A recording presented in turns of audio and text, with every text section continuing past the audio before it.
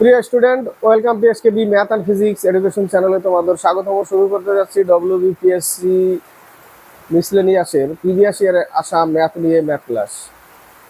তো স্কিপ করবে না, দেখতে থাকবে। শুধু পিএসসি মিসলেনিয়াসের জন্য না, এই ম্যাথগুলো রাজ্য সরকার যে কোনো চাকরির জন্য কিন্তু ইম্পর্টেন্ট প্রশ্ন, ইম্পর্টেন্ট অঙ্ক, এগুলো কিন্তু বারবার পরীক্ষায় আসে।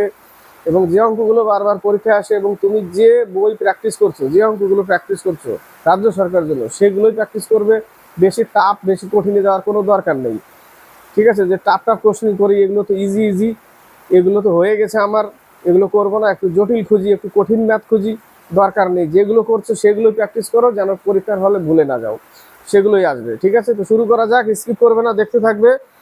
অনেকগুলো ম্যাথ আছে, মোটামুটি 20-22টা। বলেছে এমন একটি সংখ্যা নির্ণয় করো 3-এর সঙ্গে তার যে অনুপাত, 3/4-এর সঙ্গে তার যে অনুপাত, অর্থাৎ 3/4-এর সঙ্গে তার যে অনুপাত, এটা বলেছে তার যে অনুপাত, তার সঙ্গে 27/64 অনুপাত একই হবে। তার সঙ্গে, এর সঙ্গে এই 27/64 তার সঙ্গে, কার সঙ্গে বলেছে? এর সাথে বলেছে, এর অনুপাত। তাহলে এই জায়গাটা আমরা সমান সমান দিয়ে এইভাবে লিখতে পারি, বা সমান সমান যদি না দিই আমরা, তাহলে এরকম দেব। ঠিক আছে, তো সমান সমান দিয়ে দিতে হবে, একই হবে তার যে অনুপাত। তো এই হচ্ছে অঙ্কের ফিগারটা, এরকম সমীকরণটা এরকম আসবে। তো এটা মধ্য সমানুপাতি হয়েছে, তাই না? তো এটা একটা গুণ আর এটা একটা গুণ, তাহলে x² ইকুয়াল 27/64 ইন্টু 3/4। তো x এর মান বের করতে হবে। এখানে 4টে 3 আছে না, এখানে 3-এর কিউব 27, অর্থাৎ উপরে 4টে 3, স্কোয়ার আছে x², তাহলে 4টে 3-এর জন্য দুটো 3 বাইরে আসবে, অর্থাৎ x সমান সমান আমরা কি লিখবো? উপরে 9, এখানে আছে 4×4 16, 4×16 64, এখানে আছে 4টে 4, এখানে আছে 3টে 3, আর এখানে আছে 4টে 4, আর এই একটা 5টা। তো দুটো দুটো জোড়া জোড়া জোড়া, দুটো জোড়া মানে একটা জোড়ার জন্য একটা নামবে, তাই না? নিচে নামবে কত? 4×4 16। তাহলে x এর মান হচ্ছে 9/16, এটাই উত্তর। নেক্সট অঙ্ক, 137-এর পাওয়ার হচ্ছে 731। ঠিক আছে, 137-এর পাওয়ার 731 বলেছে। এর শেষ অঙ্কটি কত, অর্থাৎ এককের অঙ্ক কত বের করতে হবে। ঠিক আছে, এর এককের অঙ্কটা বের করতে হবে। তাহলে আমার কাজ হচ্ছে, এই যে পাওয়ার আছে কিনা, এ কে 4 দিয়ে ভাগ করতে হবে। দুটো কেন নিলাম? আমি একটাও নিতে পারতাম, কিন্তু 1 হচ্ছে 4-এর থেকে ছোট, তাই না? একটা, এটাই নিয়ম। পাওয়ার যেটা, তাকে 4 দিয়ে ভাগ করতে হবে। টোটালটাকে দরকার নেই, শুধু এখানে যদি 5 থাকতো তাহলে আমি শুধু 4 দিয়ে 5-কে ভাগ করতাম। 4 দিয়ে ভাগ দিতে হবে, কিন্তু 4 দিয়ে 1-কে তো ভাগ যাচ্ছে না, ছোট হয়ে গেছে, তার জন্যই দুটো নিয়েছি। 31, তাহলে 31-কে ভাগ করতে হবে। 4×8 32 যাবে না, 4×7 28, থাকবে 3, অবশিষ্ট 3, সেটা হচ্ছে 7-এর পাওয়ার। এটা হচ্ছে 7-এর পাওয়ার। তাহলে 7×7 49 ইন্টু 7, 7 নং 63, থাকছে 3, তাহলে এই 3 উত্তর। এখানে যদি 4 থাকতো তাহলে আমি করতে পারতাম 4-এর পাওয়ার 0, তাই না? কোনো কিছুর পাওয়ার 0 মানে 1, তাহলে 7-এর পাওয়ার 1 হয়ে যেত। বোঝা গেল? এখানে যেহেতু 1 ছোট, তার জন্য আমি 31 নিয়ে নিয়েছি, যেহেতু 4 দিয়ে আমাকে ভাগ করতে হবে। এবার হচ্ছে বলেছে মিশ্রণের অঙ্ক। 32 টাকা কেজি দরের দার্জিলিং চা, একটা হচ্ছে 32 টাকা কেজি দরের দার্জিলিং চা, আর একটা হচ্ছে 25 টাকা কেজি দরের আসাম চা। একে কি অনুপাতে মেশাবো যে প্রতি কেজি 32.40 টাকা দরে বিক্রি করলে 20% লাভ হবে? কত পার্সেন্ট লাভ হবে? 20% লাভ হয়। কত টাকায় বিক্রি করলে? 32.40 টাকায় বিক্রি করলে। এটা কিন্তু গড়ে বিক্রি করছে, ঠিক আছে? 40 টাকা, 32.40 টাকা বিক্রি করলে কত পার্সেন্ট লাভ হয়? 20% লাভ হয়। তার মানে এর মধ্যে 20% লাভের জিনিসটা আছে, 20% লাভের টাকাটা আছে এর মধ্যে, সেই টাকাটা বাদ দিতে হবে। তাহলে ক্রয় মূল্যে আসতে হবে। তো ক্রয় মূল্য ধরে নিলাম 100 টাকা, আর 20% লাভ মানে 120 ইন্টু এই টাকাটা গুণ করলে আমরা কি পেয়ে যাব? আমরা পেয়ে যাব এর ক্রয় মূল্য। পেয়ে যাব, তাই না? 12 × 24, 7 × 12 84, কত টাকা? 27 টাকা পেলাম। ক্রয় মূল্য 27 টাকা। এবার এলিগেশন করব। এখানে যদি আমরা 27 লিখি, এলিগেশন করলেই এই পাশে আসবে, বিয়োগ করতে হবে বড়টা থেকে ছোটটা 2, আর এই পাশে আসবে 5। তাহলে উত্তর হবে 2:5। আগে ক্রয় মূল্যটা আমাকে বের করতে হবে। নেক্সট অঙ্ক, 5টি সংখ্যার প্রথম 4টির গড় 26। 5টা সংখ্যা আছে, A B C D E, এটা হচ্ছে 5টা। প্রথম 4টের গড় 26 এই পর্যন্ত। তাহলে A plus B plus C plus D, এদের গড় যদি 26 হয়, গড় কত? 26, অর্থাৎ 4 দিয়ে ভাগ করতে হবে। তাহলে টোটাল কত? টোটাল হচ্ছে 104। টোটাল 104। পরে বলেছে শেষ 4টি, তো শেষ 4টে নিতে গেলে বি থেকে নিতে হবে। B plus C plus D plus E, এদের গড় 25। তাহলে টোটাল কত হবে? 4×25 100। এবার শেষে বলেছে যে প্রথম ও পঞ্চম সংখ্যার অন্তরফল নির্ণয় করো, অর্থাৎ প্রথম আর পঞ্চম সংখ্যা এটার অন্তরফল বের করতে বলেছে। তাহলে আমরা বিসিডি বের করে নিই। বিসিডি কে যদি বের করতে যাই তাহলে এ কে ওই পাশে দিতে হবে, তাই না? তাহলে B plus C plus D,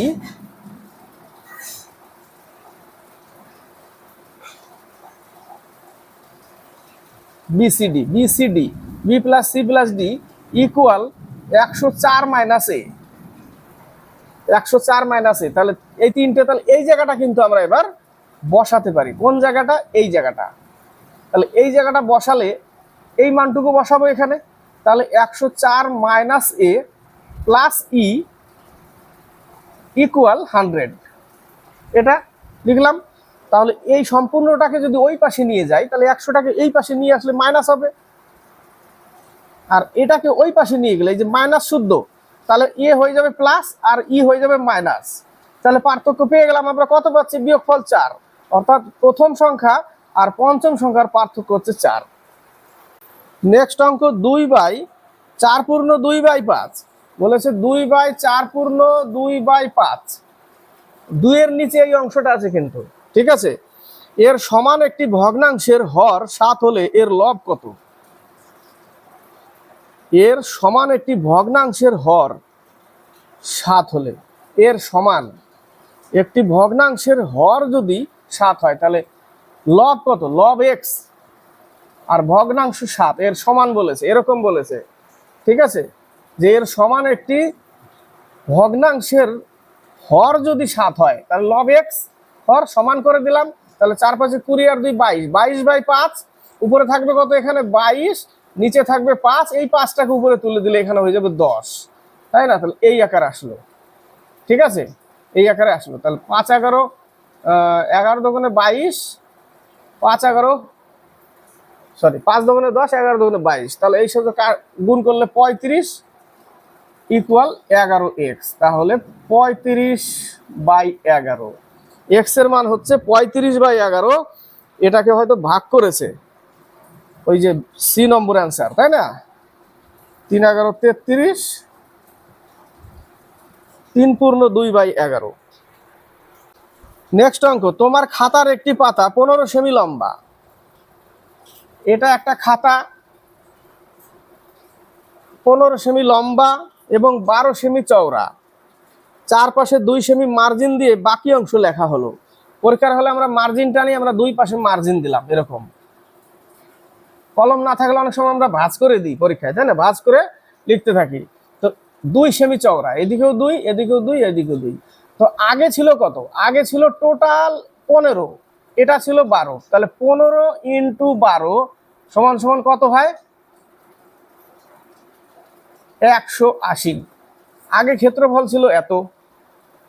এবার এদিক থেকে 2 কমেছে, এদিক থেকে 2 কমেছে, তাহলে এদিক থেকে 2, এদিক থেকে 2, তাহলে 15 থেকে 4 কমে যাবে। তাহলে এই অংশটা এটা কত হবে? 11। আর এদিক থেকে 2, এদিক থেকে 2, 4 কমে গেল, ছিল 12। তাহলে এই এর প্রস্থ এইটুকু কত হবে? এইটুকু হয়ে যাবে 8, তাই না? 4 কমে গেছে এইদিকে, এদিক থেকে 2, এদিক থেকে 2, 4 কমে গেল 12 থেকে, হয়ে গেল 8, এদিকে 4 কমে গেল, হয়ে গেল 11। তাহলে এইটুকুর ক্ষেত্রফল কত? 88, তাই না? তাহলে 180 থেকে 88 যদি বিয়োগ করি তাহলে এই মিডিলের ক্ষেত্রফলটা আমরা পেয়ে যাই, যেখানে লিখছি আমরা। ঠিক আছে, তাহলে বিয়োগ করলে কত হচ্ছে? 92। এই যে উত্তর। নেক্সট অঙ্ক, পি বর্গক্ষেত্রের ক্ষেত্রফল। এই একটা বর্গক্ষেত্র যাকে পি পি ধরেছে, এই একটা বর্গক্ষেত্র যাকে কিউ ধরেছে। তো পি বর্গক্ষেত্রের ক্ষেত্রফল, কিউ বর্গক্ষেত্রের ক্ষেত্রফলের এত অংশ।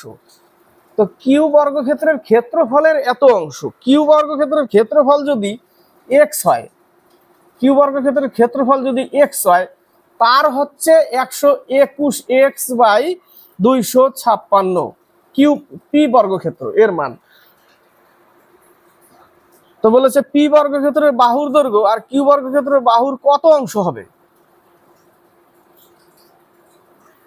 পি বর্গক্ষেত্রের বাহুর দৈর্ঘ্য, ক্ষেত্রফলকে যদি আমরা বাহু বের করতে যাই, তাই না, তাহলে আমাদের কিউ বর্গক্ষেত্রের বাহুর কত অংশ?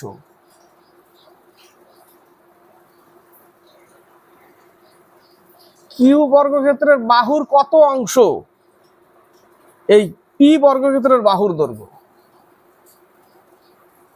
কিউ বর্গক্ষেত্রের কত অংশ পি বর্গক্ষেত্রের বাহুর দৈর্ঘ্য, অর্থাৎ এর বাহু কত জানি না আমরা। এর যদি ক্ষেত্রফল যদি এখানে এক্স উঠিয়ে দিই আমরা, ঠিক আছে, এর এত অংশ, একে এক ধরি তাহলে এর এত অংশ, তাহলে একে যদি আমরা বাহু বের করতে যাই তাহলে একে রুট করতে হবে, তাই না? বর্গক্ষেত্রকে রুট করলেই তার বাহু পেয়ে যাই আমরা, ঠিক না? তা রুট করলে 11/16 পাচ্ছি এর বাহু। তো কিউ বর্গক্ষেত্রের বাহুর কত অংশ হবে? এক যদি গুণ করে দিই তাহলে এটাই হবে 11/16। নেক্সট অঙ্ক, একটি আয়তাকার প্রাঙ্গণের দৈর্ঘ্য প্রস্থের অনুপাত। এটা একটা আয়তাকার ক্ষেত্র। আগের অঙ্কটা বোঝা গেল? আগের অঙ্কটা জাস্ট খালি রুট ওভার করলেই যা মান আসবে তাই, তাই না? কিউ বর্গক্ষেত্রের ক্ষেত্রফল যদি 1 ধরি, তার একের হচ্ছে 121/256, এক্স ধরলে হবে, অসুবিধা হবে না। দৈর্ঘ্য প্রস্থ, দৈর্ঘ্য 3, প্রস্থ 1, অর্থাৎ 3x আর হচ্ছে x, এবং এদের ক্ষেত্রফল, তাহলে আয়তক্ষেত্রের ক্ষেত্রফল আমরা জানি দৈর্ঘ্য ইন্টু প্রস্থ, অর্থাৎ 3x আর হচ্ছে x, এটা সমান সমান 192। তাহলে 3x স্কোয়ার সমান সমান 192, কাটলে হবে 3 6 18, 3 4 12, অর্থাৎ x স্কোয়ার সমান সমান 64। এবার একে রুট ওভার করে দিলেই, স্কোয়ার উঠলে রুট ওভার হয়, 8 পাচ্ছি, তাই না? তাহলে এ হবে 3 8 24, x এর মান, তাহলে এ হয়ে যাবে 24 আর এ হয়ে যাবে 8, অর্থাৎ 24 আর 8, 24 আর 8 উত্তর। নেক্সট অঙ্ক, একটি পিপায় 5 kilo litre 432 litre, 5 kilo litre আর 432 লিটার, টোটালকে লিটারে করো, তাহলে 5432 লিটার। কিলোকে লিটারে করে দিলাম। এত লিটার সরষের তেল আর একটি পিপায় 5 কিলো লিটার 917 লিটার, আরেকটা আছে 5 কিলো লিটার 917 লিটার, একেও লিটারে করলাম, দুটো লিটারে হয়ে গেল। দুই প্রকারের তেল পৃথকভাবে একই মাপের কয়েকটি টিনে সম্পূর্ণ ভর্তি করে রাখা হলো। একই মাপের প্রত্যেক টিনের সবচেয়ে বেশি আয়তন কি করতে হবে? গসাগু করতে হবে, ভাগ প্রক্রিয়ায় গসাগু করতে হবে। এটা ছোট, তাহলে এটা দিয়েই ভাগ করতে হবে। 5432 আর 5917 কতবার যায়? প্রথমে একবার দিব, 5 4 32,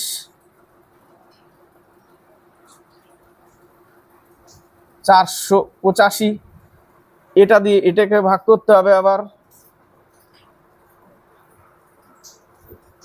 আবার কতবার দিব? একবার দিই, 485,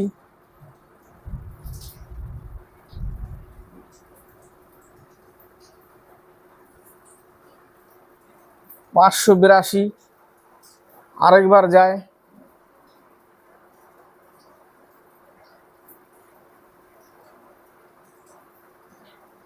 97 আসলো, 97 দিয়ে একে ভাগ করতে হবে, 5 দিয়ে চলে যায়।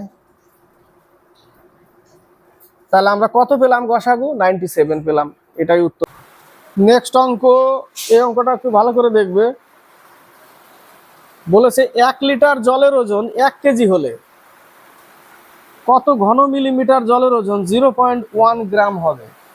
তাহলে আমাকে জানতে হবে 1 লিটার সমান সমান 1 ঘন ডেসিমিটার। 1 ঘন ডেসিমিটার, 1 লিটার সমান 1 ঘন ডেসিমিটার। আবার জানতে হবে 1 ঘন ডেসিমিটার সমান সমান 1000 ঘন সেন্টিমিটার। 1000 ঘন সেন্টিমিটার। আবার জানতে হবে 1000 ঘন সেন্টিমিটার সমান সমান 1000 ইন্টু 1000 ঘন মিলি লিটার।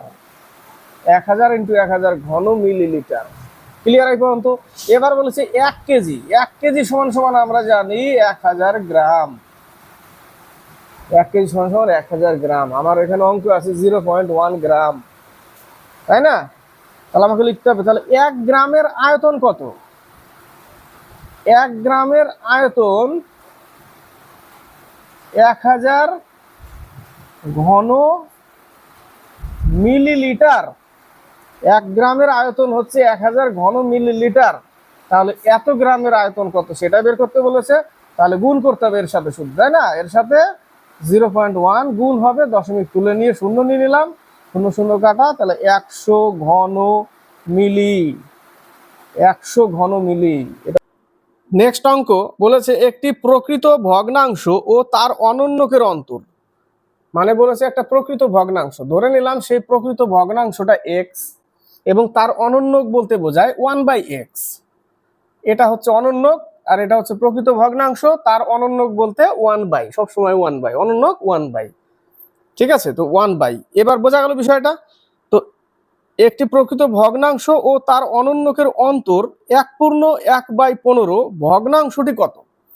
তাহলে আমাকে করতে হবে 1/x minus x equal to লিখতে হবে 16/15।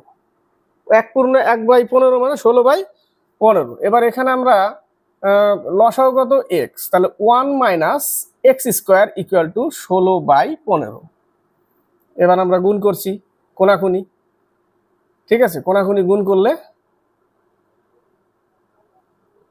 15 minus 15x square equal two 16x। এটা এইভাবে গুণ করলাম কোনাকুনি।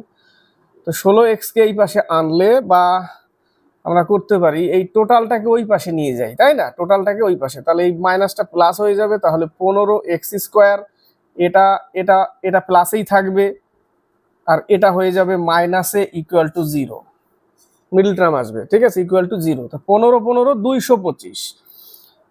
225কে লসাগু করতে হবে কত দিয়ে?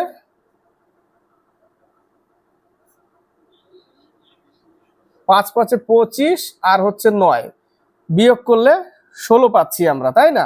তাহলে আমরা 15x স্কোয়ার প্লাস 25x, সেখান থেকে 9x যদি বাদ দিই তাহলে 16x থাকছে, মাইনাস 15 ইকুয়াল টু 0। এবার আমাকে এখান থেকে কি করতে হবে?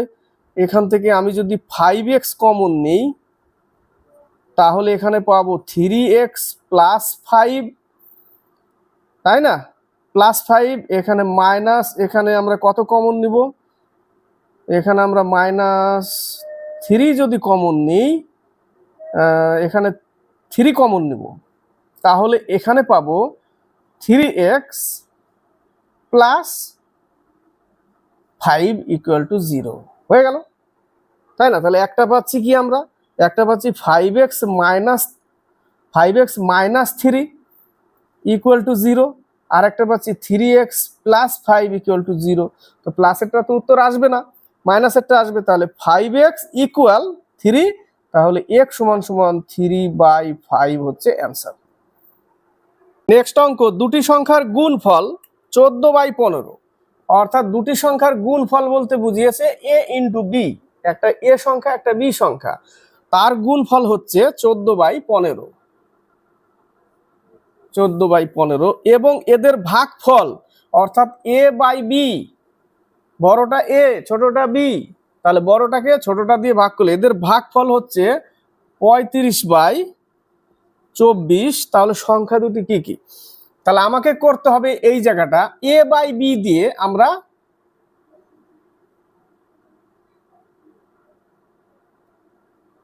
এই জায়গাটা করি না, এই জায়গাটাকে যদি আমরা a বাই উভয় দিকে এই লাইনটাকে যদি আমরা উভয় দিকে a বাই b দিয়ে আমরা যদি গুণ করি, উভয় দিকে a বাই b দিয়ে আমরা গুণ করলাম, উভয় দিকে গুণ করলাম, তাহলে বি বি কেটে গেল, তাহলে পাচ্ছি কি a স্কয়ার ইকুয়াল টু এত। এখানে দেখো এ বির মান কিন্তু এটা, তাহলে পুট করে দিতে পারি এই জায়গাটা 35/24, সিম্পল অঙ্ক, এইভাবে করতে হয়। ঠিক আছে, এবার দেখো একটা মান পেয়ে যাব,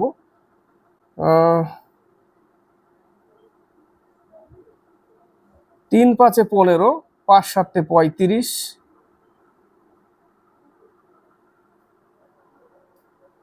7 দুগুণে 14, 12 দুগুণে 24, উপরে পেলাম কত a স্কয়ার ইকুয়াল টু 7 7 49, নিচে পেলাম 36, তাই না? তাহলে স্কয়ার তুলে দিলে একে রুট করে দিই, তাহলে a সমান সমান পাবো 7/6, একটা মান কিন্তু পেয়ে গেলাম, a সমান সমান 7/6। তাহলে এখানে পুট করে দাও 7/6 ইন্টু b ইকুয়াল টু 14/15, এটা দিয়ে কেটে যায় 7 দুগুণে 14, এখানেও কাটে 3 দুগুণে 3 5 15, তাহলে বি এটা 5b সমান সমান 4, তাহলে বি সমান সমান 4/5, তাহলে একটা 4/5 পেলাম আর একটা 7/6 পেলাম, সি নম্বর অ্যান্সার। নেক্সট অঙ্ক, দুটি সংখ্যার অনুপাত 2:3, এদের গসাগু 10 হলে সংখ্যা দুটির গুণফল। এই টাইপের অঙ্ক, দুটি সংখ্যার অনুপাত 2:3 এবং এদের গসাগু বলেছে 10, তখন আমরা সংখ্যা বের করতে গেলে ডাইরেক্ট গসাগু দিয়ে এদের সাথে গুণ করে দাও, তাহলে 10 দুগুণে 20, একটা সংখ্যা 20 আর 3 10 30, আর একটা সংখ্যা 30, এদের গুণফল কত হবে? এদের গুণফল হবে 600। এদের যদি লসাগু যেত তার লসাগু করতে হতো, কিন্তু এদের গুণফল বলেছে, তাহলে 600 উত্তর।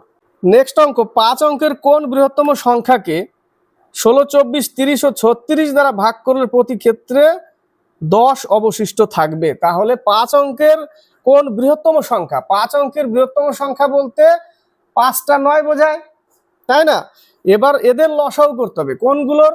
16 24 30 36, এদের লসাগু করে প্রতি ক্ষেত্রে 10 অবশিষ্ট থাকবে। তাহলে আগে এদের লসাগু করতে হবে, লসাগু করলে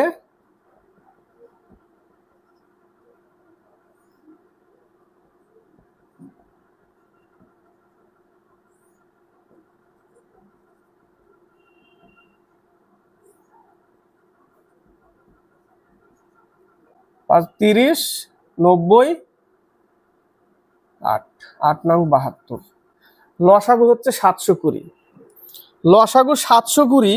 এবার এই 720 দিয়ে 5 অঙ্কের বৃহত্তম সংখ্যা যেটা, সেটাকে ভাগ করতে হবে। ঠিক আছে, ভাগ করব, তো প্রথম কতবার যায়? একবার নিলাম, তারপরে আরেকটা 9 নামাই, 4 7 28, বেশি হয়ে যাবে 4, 3বার যাবে 0, 3 দুগুণে 6, 3 7 21,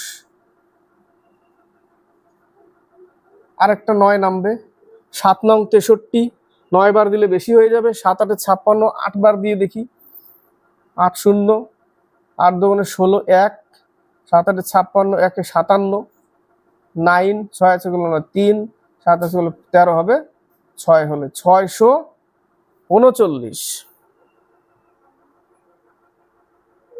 তাই না? 639 হচ্ছে, কি করতে হবে? এখান থেকে বাদ দিতে হবে, তাহলে তো সেটা ভাগ যাবে। তারপরে বলেছে 10 অবশিষ্ট, তার মানে এটা বাদ দেওয়ার পরে আরো 10 ওর সাথে যোগ করে দিতে হবে। কার সাথে? বাদ দেওয়ার পর যেটা হবে। বুঝতে পারছো বিষয়টা কি হচ্ছে? 0 6 3 9 9, এটা তো ভাগ যায়, কিন্তু 10 অবশিষ্ট থাকে বলেছে, তাহলে 10 যোগ করে দাও, তাহলে আর ভাগ যাবে না, 10 অবশিষ্ট থেকে যাবে। এই যে 99,370।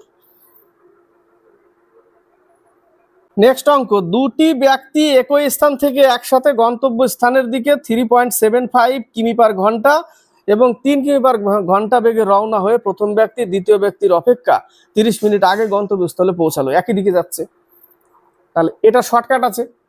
শর্টকাট কি? D equal to A into B, একই দিকে যাচ্ছে বলে, এ বি কিন্তু স্পিড, এ বি হচ্ছে স্পিড, একই দিকে যাচ্ছে বলে হয়তো এ মাইনাস বি নাহলে B minus A into time, তাহলে দূরত্ব পেয়ে যাব আমরা।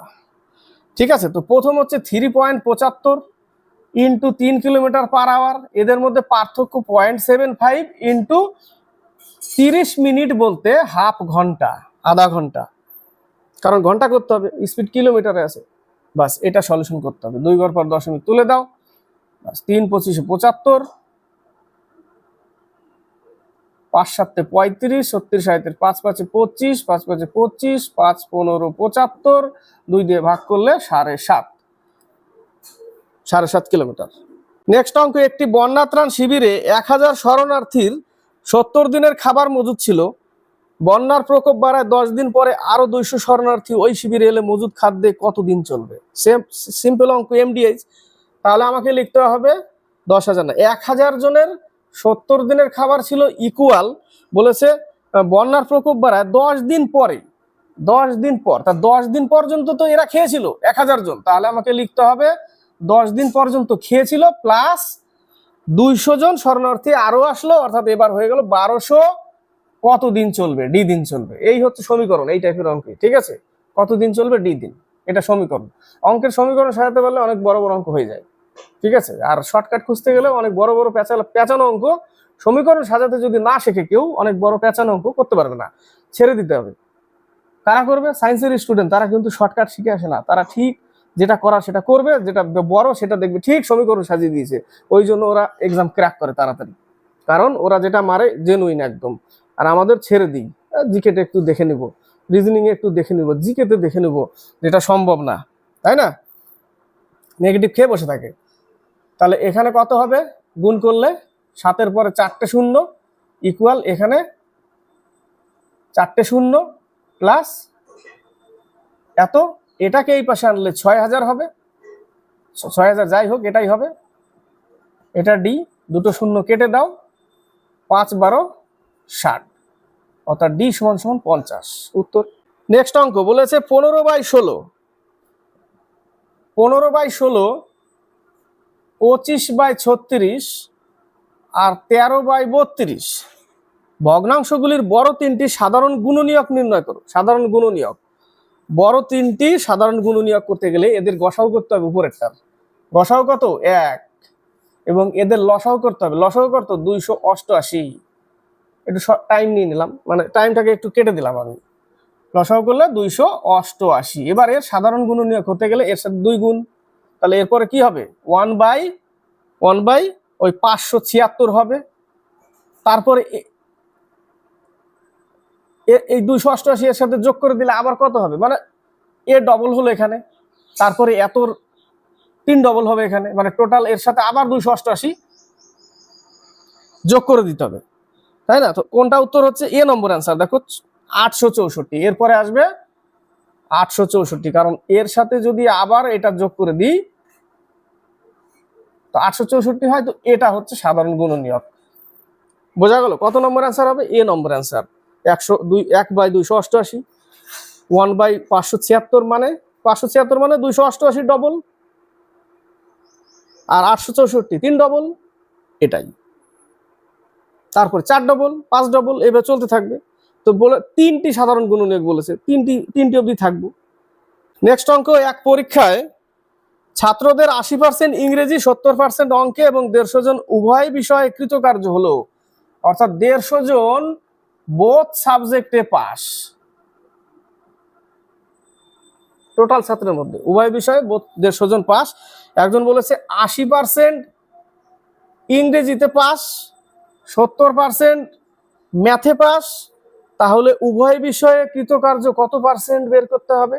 তাহলে এই দুটো যোগ করে 100-র বেশি হয়ে যাবে, তো যোগ করলে 150%, তাহলে 100 মাইনাস করে দাও, তাহলে 50% যেটা, সেটা হচ্ছে উভয় পাস, উভয় পার্সেন্ট, যেটা সমান সমানই 150।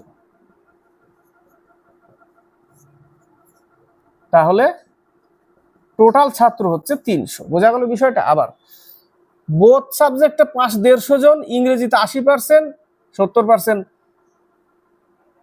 ম্যাথে, আর উভয় বিষয়ে এত পার্সেন্ট কৃতকার্য আমরা করেছি না, উভয় পার্সেন্টটা দেয়নি, এখানে বের করতে হবে এটা। উভয় পার্সেন্টটা কিভাবে করবে? এই দুটো যোগ করে 100 বিয়োগ, এই দুটো যদি কম হতো তাহলে 100 থেকে বিয়োগ, যেহেতু 100 বেশি হয়ে গেছে তাহলে 100 বিয়োগ করে দেবো আমি।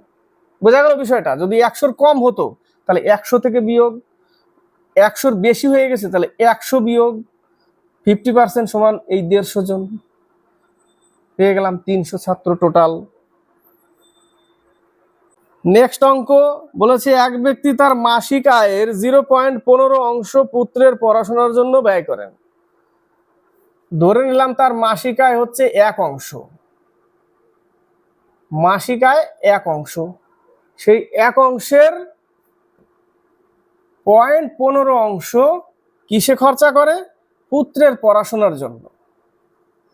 তাহলে অবশিষ্ট থাকলো কত? 0.85 অংশ।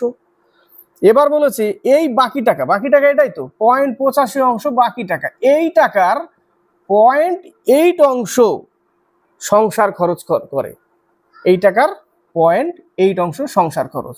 তাহলে দশমিক তুললে এত, তাহলে 5 8 40, 8 8 64, 68, 3 ঘর পর দশমিক, অর্থাৎ আমি পাচ্ছি এবার 68.8 অংশ মানে 0.68 বাকিটা সঞ্চয় করে। তাহলে এখান থেকে বাদ দিতে হবে, এই যে 0.85 থেকে 0.68 বাদ দিলে আমার থাকছে হচ্ছে 0.17, যেটা সঞ্চয়। তো প্রশ্নতে বলে দিয়েছে 425 টাকা কি করে? সঞ্চয় করে, মানে সঞ্চয় হচ্ছে 425 টাকা, অর্থাৎ 0.17 সমান সমান 425। এই পয়েন্ট তুললে এখানে একটা 100, তাহলে আমরা তার মূল টাকা যেটা সেটা পেয়ে যাব। এটা কত দিয়ে কাটে? 17 দুগুণে 5 17 85, অর্থাৎ 2500 টাকা হচ্ছে তার মাসিক আয়। নেক্সট অঙ্ক, এটাও সোজা অঙ্ক। 99 পূর্ণ 1/7, 99 পূর্ণ 1/7 যোগ 99 পূর্ণ 2/7 যোগ 99 পূর্ণ 3/7 যোগ 99 পূর্ণ 4/7, তারপরে 99 পূর্ণ 5/7, তারপরে 99 পূর্ণ 6/7, এই পর্যন্ত আছে। তো 99 কতবার আছে? 1 2 3 4 5 6, তাহলে 99 ইন্টু 6 দিয়ে দিলাম, 6 বার আছে, প্লাস বাকি এই ভগ্নাংশগুলোকে নিয়ে নাও। 1/7, 2/7, 3/7, 3/7, 4/7, আর হচ্ছে 5/7 প্লাস 6/7, তাই না? তো এটাকে ব্র্যাকেটে করে দাও, এটার সাথে তো এটা আছে, তো লসাগু তো 7, তাই না? তো লসাগু 7, উপরগুলো যোগ করতে হবে। 3 3 6 10, 15 21, তার আগে কত ছিল? 99 ইন্টু 6, এই আকার ছিল। তাহলে 3 দিয়ে কেটে যায়, সিম্পল অঙ্ক। এটার সাথে 6 নং 54 5, 6 নং 54 আর 5 হচ্ছে 59, তার সাথে 3 যোগ, তাহলে 597 উত্তর। নেক্সট অঙ্ক, একটি ট্রেন ঘন্টায় 54 কিমি পথ যায়, 54 কিমি পথ যায় ঘন্টায়, অর্থাৎ তার স্পিড হচ্ছে 54 কিলোমিটার পার আওয়ার।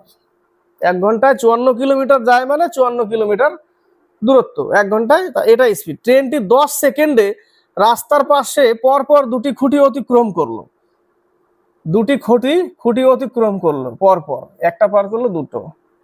তো খুঁটির দুটির মধ্যে দূরত্ব কত? কিচ্ছু না, স্পিড ইন্টু টাইম আমরা জানি না, স্পিড ইন্টু টাইম, অর্থাৎ স্পিড 54, 10 সেকেন্ড, একে মিটার পার সেকেন্ড করতে হবে। একে মিটার পার সেকেন্ড করলে কি করতে হয়? 54 ইন্টু 5/18 ইন্টু 10, তাহলে আমরা কি পেয়ে যাব? দূরত্ব পেয়ে যাব। বাস এইটুকুই, 3 18 54, 3 5 15, অর্থাৎ 150 মিটার। কত মিটার? 150 মিটার। নেক্সট অঙ্ক, এক মাঝি নৌকা করে 36 কিমি দূরবর্তী কোন স্থানে গিয়ে আবার ফিরে এলো, অর্থাৎ এ থেকে বি তে গেল 36 কিলোমিটার দূরত্ব, এটা দূরত্ব। গেল আবার ফিরে আসলো, অর্থাৎ গেল আবার ফিরে আসলো, তাতে তার ওই স্থানে যেতে যে সময় লাগে ফিরে আসতে তার থেকে 1 ঘন্টা বেশি সময় লাগে। তার মানে যেতে হচ্ছে স্রোতের অনুকূলে যাচ্ছে, স্রোতের অনুকূলে, আর আসছে স্রোতের প্রতিকূলে, তো সময় বেশি লাগবে।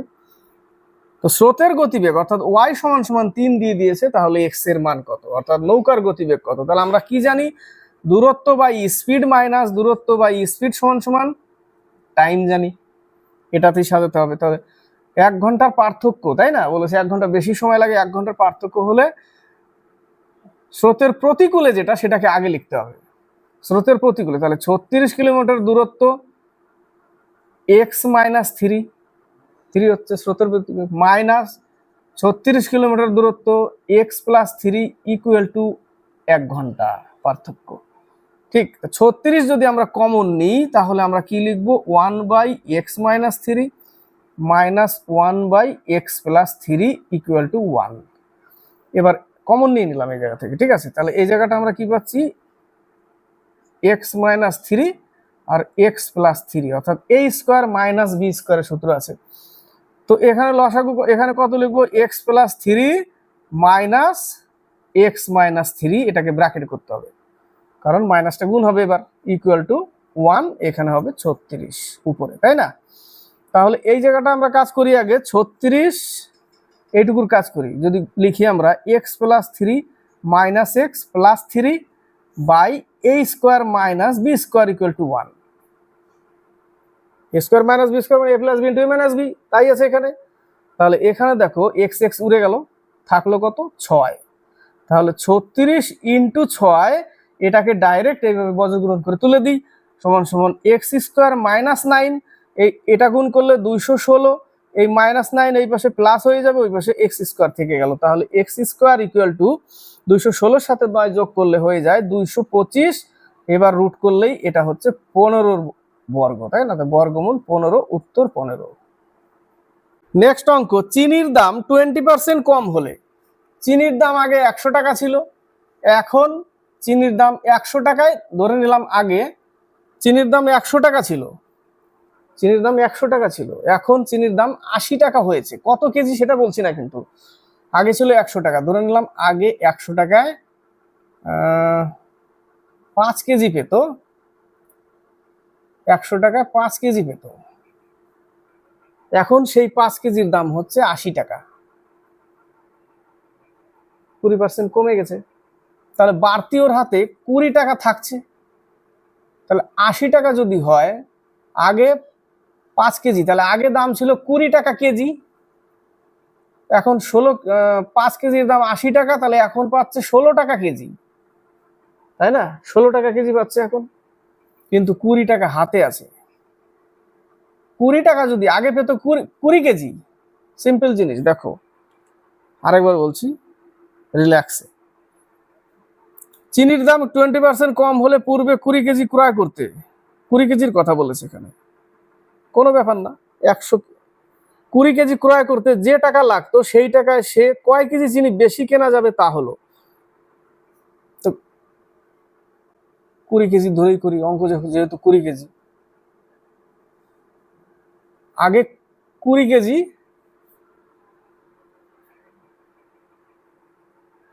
পূর্বে 20 কেজি ক্রয় করতো, 20 কেজির দাম ছিল 100 টাকা, 20 কেজির দাম ছিল 100 টাকা, 5 টাকা কেজি ছিল, প্রতি কেজি 5 টাকা, 20 কেজি 100 টাকা নিত। ক্লিয়ার। এবার কি করেছে, যে সেই টাকাটা কমে গিয়ে 100 টাকার জায়গায় এখন 80 টাকা হয়ে গেছে, অর্থাৎ 20 কেজির দাম হচ্ছে 80 টাকা এখন। আগে 20 কেজির দাম 100 টাকা ছিল, 20 কেজির দাম এখন 80 টাকা, তাহলে 4 টাকা করে কেজি হয়ে গেছে এখন। আগে 5 টাকা কেজি ছিল, এখন 4 টাকা কেজি হয়ে গেছে, তাহলেই তো 20% কমে গেছে। তো ওর হাতে আছে কয় টাকা, আরো 100 টাকা তো ছিল আগে, 80 টাকা হয়ে গেছে, হাতে আরো ওর 20 টাকা আছে, তাহলে আর কয় কেজি, এখন তো 4 টাকা দাম, তাই না, তাহলে আরো 5 কেজি পাবে, 4 5 20, আরো 5 কেজি বেশি পাবে। আগে 20 কেজি কিন্তু এখন 5 কেজি আরো বেশি পাবে, ওই 20 টাকা বাড়তি থেকে আছে বলে ওর হাতে, যার ফলে 5 কেজি বেশি পাচ্ছে। ক্লিয়ার? তাহলে সেই টাকায় সে কয় কেজি চিনি বেশি কেনা যাবে? 5 কেজি চিনি বেশি কিনবে আরো। কেন? এই যে 20 টাকাটা তার হাতে বাড়তি। ক্লিয়ার? নেক্সট অঙ্ক, একটি জলপূর্ণ কলসির ওজন 16.5 কিলোগ্রাম। এটা কলসি প্লাস জল, তার ওজন 16.5 কিলোগ্রাম। পুরো জল প্লাস কলসি।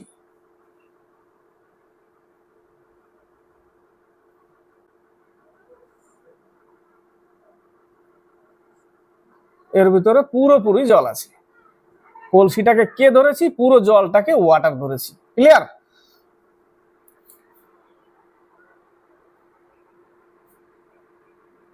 কলসির 2/5 অংশ জল পূর্ণ থাকলে কলসির ওজন হয় 7.5 কেজি। অর্থাৎ পুরোপুরি জল নাই, জলের 2/5 অর্থাৎ কলসি প্লাস 2W/5 এখন হচ্ছে 7.5 কেজি। জলের 2/5, 5 ভাগের 2 ভাগ ভরা আছে, তাহলে পুরো কলসির জল কতটা? 5 ইউনিট, তাই না? কলসিটির অর্ধেক জল পূর্ণ থাকলে তার ওজন কত হবে? দুটো সমীকরণ হয়ে গেছে। এখান থেকে একটা 5K plus 2W equal to 5 5 25, 2 5 7 35, 2 37.5, আর এখানে আছে K plus W equal to 16.5। কত দিয়ে কমন নিই? 2 এখানে নিয়ে নিই, মিলিয়ে দিচ্ছি। তাহলে 5K প্লাস 2W, শর্টকাট থাকে না মনে, শর্টকাট ছিল দেখিয়েছিলাম, মনে থাকে না। এটা 37.5, আর এখানে হচ্ছে 2K plus 2W equal to 16 32 হবে, তাই না? 33 হবে এই জায়গাটা। তাহলে সাইন চেঞ্জ করে দাও, কেটে গেল। এখানে থাকলো 3K, এখানে নামলো 0.5 এত, তার মানে K সমান সমান 3 15 45, অর্থাৎ কলসির ওজন হচ্ছে 1.5 কেজি। কলসির ওজন যদি 1.5 কেজি হয় তাহলে পুরো জল কতটা? 1.5 কেজি বাদ দিই, পুরো জল হচ্ছে 15 কেজি। পুরো জল 15 কেজি। এবার বলেছে যে শেষে বলেছে যে কলসিটির অর্ধেক জল পূর্ণ থাকলে তার ওজন কত? তো 15 কেজির অর্ধেক জল কত হবে? টোটাল তো 15 কেজি জল, তার অর্ধেক কত? 7.5 কেজি। আর কলসি হচ্ছে 1.5 কেজি, 9 কেজি। অর্ধেক জল থাকলে ওজন হবে 9 কেজি। নেক্সট অঙ্ক, এটাই শেষ অঙ্ক। 3 ব্যক্তির বয়সের সমষ্টি 171। 3 ব্যক্তির বয়সের সমষ্টি 171। 8 বছর পূর্বে তাদের বয়সের অনুপাত ছিল, বর্তমান বয়স এটা কিন্তু যোগফল সমষ্টি, আর 8 বছর পূর্বে তাদের বয়সের অনুপাত ছিল 8:7:6। এটা 8 বছর পূর্বের, 8 বছর পূর্বের। তো 8 বছর যদি পূর্বের করি আর এদের সাথে যদি এবার প্লাস 8 করে দিই তাহলে তো বর্তমান হয়ে যাবে, তাই না? 8x - 8 8 বছর পূর্বের, 7x - 8 8 বছর পূর্বের, 6x 8 - 8 এটা 8 বছর পূর্বের। এবার বর্তমান করতে গেলে কি করতে হবে? প্লাস করতে হবে এগুলো। তাহলে এবার সব বর্তমান হয়ে গেল। বর্তমান বলেছে 171। তাহলে 15 আর 6 হচ্ছে 21x, 3 8 24 মাইনাস হবে